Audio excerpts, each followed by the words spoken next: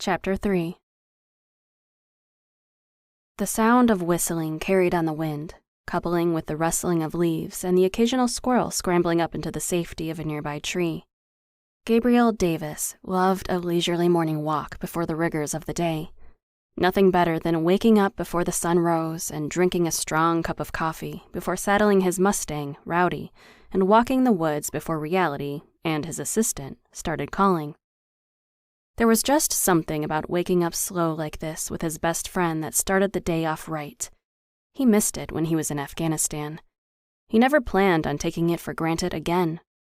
Still, his time in the Marines had instilled a sense of routine that he found solace in. As a result, he and Rowdy found themselves once again on the mountain road. The morning fog had dissipated as the sun rose higher in the sky, and he silently wondered how long it would be before the first snow. It was only September, but stranger things had happened at this elevation. Rowdy plodded along, his hoofbeats making music of their own, while one ear twitched towards the woods periodically, and the other locked onto and listened to Gabriel. They took a longer route this morning since he'd been on call yesterday and didn't have to go in until noon. Sometimes it was nice to linger a bit, especially since being a small-town veterinarian was a job that had unusual hours. When he didn't have an emergency wake-up call, he quite enjoyed his meditation time. The duo started the long climb toward home. The switchbacks gave some relief, but both had to pay attention in case a driver came whipping down the road. This route was relatively unused, but there was always the possibility. When car meets horse, the horse never wins. He had no idea why he came this way today. It wasn't like him to deviate from his regular routine, but something told him to come up the southern route on his way home. That little gut feeling that he learned not to ignore. Gabe wasn't surprised when they came around the bend to spy a dark muscle car sitting haphazardly in the ditch. A car going off the road did happen every so often. After all, he lived on a mountain where it snowed 5 months of the year, but he would have remembered one with red racing stripes in the area. It was a small town, and he knew almost everyone. He dismounted fluidly and led the red roan to the opposite side of the road among the bushes where he could safely tie him away from any potential traffic. The gelding tossed his head in momentary displeasure before spying a tuft of grass among the fallen leaves. Distracted, he began to graze. Gabe generally considered himself easygoing, but if it was possible, Rowdy surpassed even him. He didn't think there was anything that could set off the horse. He should have named him Steady.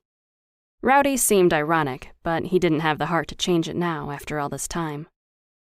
Now with his horse happily munching away, Gabe made his way across the gravel road to inspect the car more closely. He crouched his 6-foot 4-inch frame and inspected the ground. There didn't appear to be glass on the road, his first concern with Rowdy's hooves, but it was impossible to tell if there was anyone inside at this angle. He opened the roadside door, steeling himself to see someone injured or dead. To his surprise, the car appeared completely empty. He ducked his 6-foot 4 inches and looked deeper into the vehicle. Except for a candy wrapper and an empty bottle of Coca-Cola, wow, the driver really had a health food craving, the car was completely empty. The airbag had deployed and now lay flat, like a popped balloon. Gabe frowned, confused by the situation. Was the car going in reverse? It certainly appeared so, but that didn't make much sense. There was plenty of room for a car to turn around and go back the way it had come if they wanted to. Balancing on the edge of the passenger seat, he propped open the door with his booted foot and used his left hand to open the glove compartment. Most people kept their insurance and registration there, despite it being a perfect way for car thieves to gain their home address. Most owners probably figured the odds were low and the convenience level worth it. Mentally shrugging, he flipped through and let out a sigh. Didn't it figure that Josephine's niece from New Jersey would end up stranded on the side of the road?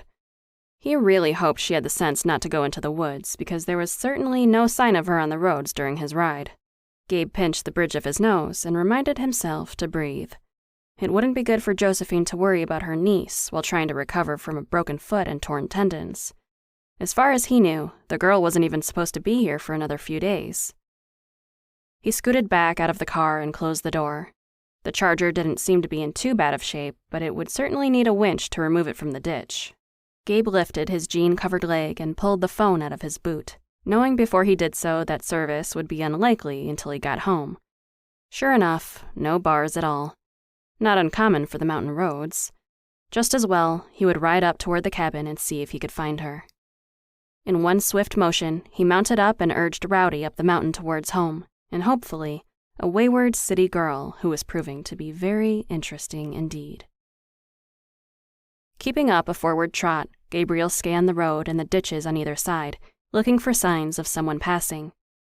The road itself was unlikely to show much, pressed down from years of snow, ice, and new layers of gravel, but it was always a possibility she'd dropped something.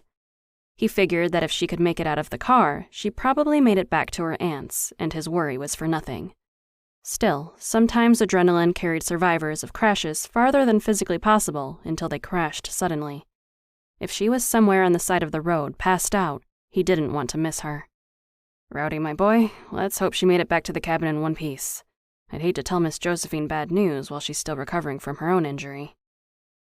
His gelding snorted and shook his head, mane flinging and sitting atop his head in all directions. Gabriel laughed out loud. "Exactly. She's grouchy enough as it is." He joked with fondness in his voice for the old woman who was more like a mother to him than his own. "Let's go find her."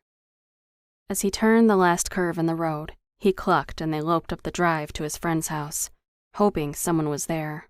If not, it was going to be a long day. Minutes later, he cursed aloud as he spotted the cabin door narrowly ajar.